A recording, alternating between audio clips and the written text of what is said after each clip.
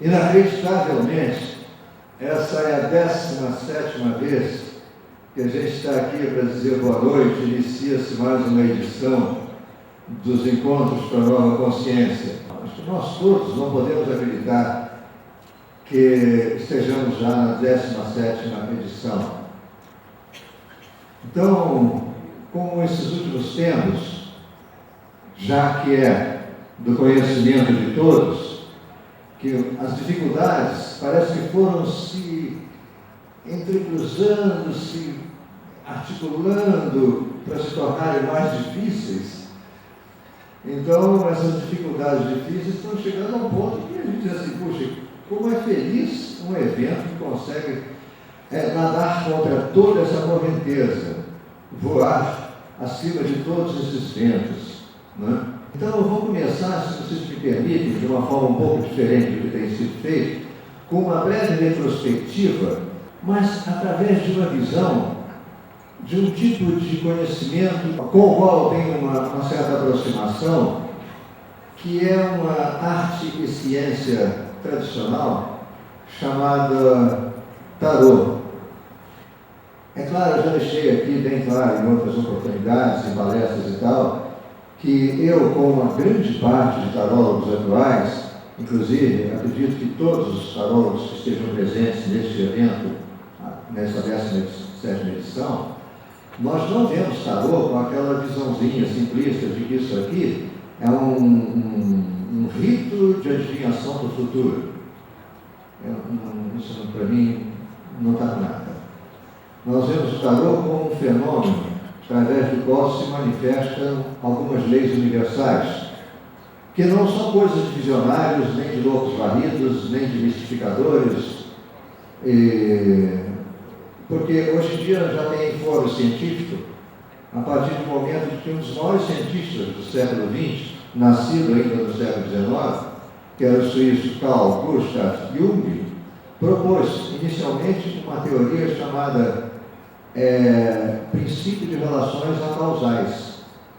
E, além de tudo, ele acrescenta também, no rol das suas grandes revelações, uma outra teoria chamada do inconsciente coletivo. O acordo entre esses dois fenômenos está nas bases do que significa o tarô. Porque quando as cartas são dispostas, elas são uma espécie de miniatura do universo. É dito tradicionalmente que elas não mentem jamais, não porque elas nos digam alguma coisa em si, mas porque nós podemos descobrir alguma coisa através delas. Isso é bem diferente. Quando se faz uma consulta de tarô, as cartas são colocadas e, digamos que haja um vento e as cartas voem. Então recolhemos as cartas, então o consulente vai tirar todas novamente. E a consulta vai continuar igualzinha.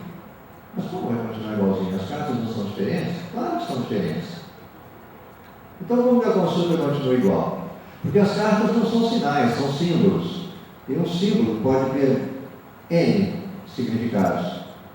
Como um significado pode ser representado por N símbolos.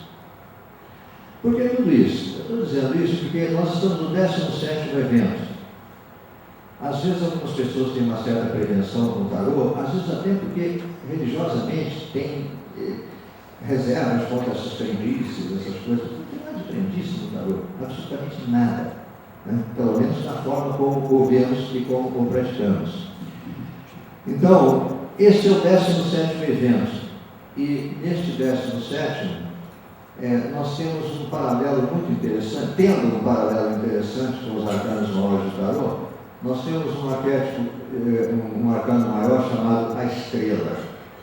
Só para os que menos entendem um pouquinho disso, os que entendem pouco ou nada entendem, é a imagem de um ser humano, uma mulher nua, na margem de um lago ou um rio.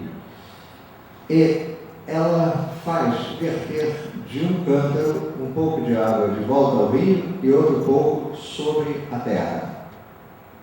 Ela está ali sem persona, sem máscara, ela se apresenta em estado puro e não tem nenhum atributo artificial. A nudez, no caso, demonstra o ser humano em estado puro. Nós temos estrelas e uma mistura de sol com lua no céu. Nós temos, portanto, água, terra, nós temos fogo e temos o ar, representado por um pequeno pássaro preto que está pousado sobre duas pequenas árvores, que provavelmente nos sugerem conhecer a vida e viver a vida. O que isso tem a ver com o nosso evento hoje? O evento tem enfrentado dificuldades bastante difíceis de serem superadas, como todos já sabem. No ano passado, nós tivemos o 16º evento, que no tarô é a Casa Deus, ou seja, a torre. Notem que não é a casa de Deus, é a Casa Deus. É aquela construção que o ser humano faz julgando-se divino. Então, caímos na real. É o reencontro com o eu fundamental. É aquele eu onde nós somos Deus. Não esse fruto de intelectualizações, muitas vezes enganadas ou enganosas. É o homem em estado puro.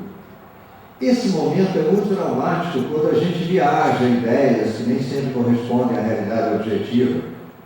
É a casa daqueles que constroem monumentos em homenagem a si próprios. E como diz Ouspensky, um grande pensador russo, discípulo de Gurdjieff, ele disse que a natureza é muito paciente com as fraudes. Muito. Mas num determinado momento, de um simples sopro, ela desmonta tudo. Então, a torre, ela atrai os raios, claro. Aí nos vem aquela mesma luz ofuscante que pode ter iluminado